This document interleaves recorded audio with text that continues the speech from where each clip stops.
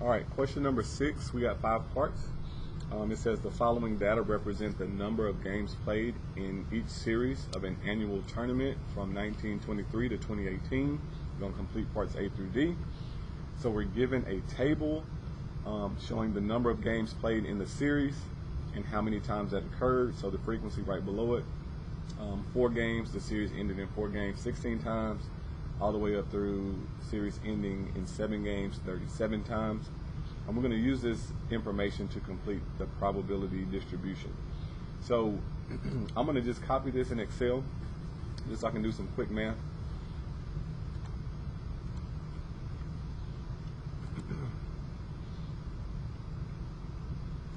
So Excel just allows me to not have to type in the data, and we can still do the math. So first thing we want to do to be able to come up with the probability is find the total of the frequency.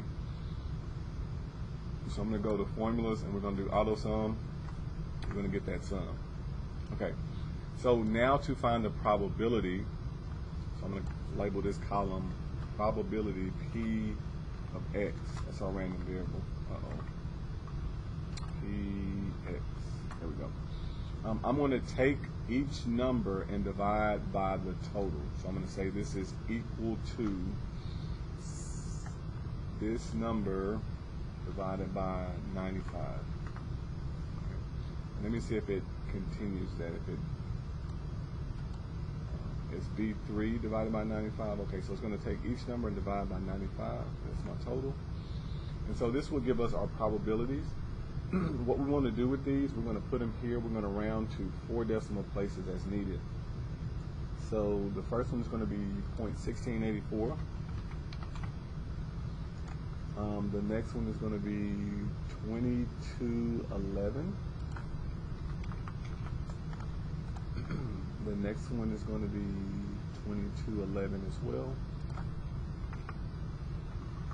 It's 0.2211.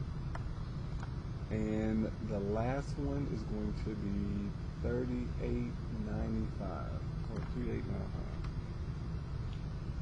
3895. Now what you could do, I just hit enter, but you can always add them up to make sure it equals 1, which is a good intermediate check step. Part B, graph the discrete probability distribution. So we have a graph that starts low, about 16%. We go up to 22, 22, and then 38. So it should be increasing as I go to the right. So this looks like the correct pattern, as does this. This one does not, D does. So let's look at the labeling. So it looks like if this goes up to 50, this would be 10, 20, 30, 40, 50. So they're counting by 10s. So 10, this will be about 16, 22. Above 20, and then this goes up to about 30, almost 40. So that one looks good. We ruled that one out. This one is going to be too high. If we go 10, 20, this will be like above 20. So B will be the best graph to choose. C wants us to compute and interpret the mean of the random variable X. So remember, mean is the expected value. To find the mean, I will multiply the random variable times the probability. So I'm going to say this column is going to be E of X, which is the mean, the expected value. I'm going to let this box equal the product of the random variable times the probability. We're going to do that, and we're going to do it all the way down, all 4 of them. So let me check to make sure that's working correctly. So this one is saying A3 and C3. So here's A3 and C3. So it's doing correctly. All right, so these will be my probabilities. Now I have to add them all up. And this will give me my probability. So what this means when you do the, sorry, not your probability, this will be your expected value. What this means is that on average, we would expect a series to last about 5, almost 6 games. So we would, and that seems like that's the most. These two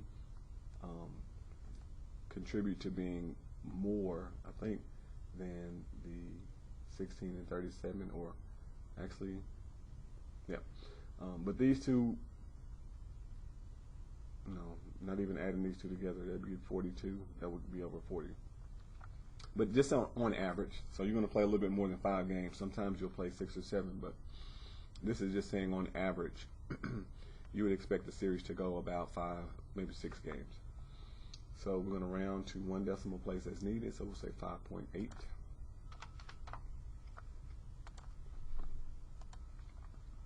All right, and then we're going to interpret the mean. So the series, if played many times, would be expected to last 5.8 games on average. The series, if played one time, would expect it. Yep. So many times over and over again, we would expect to be about 5.8 games.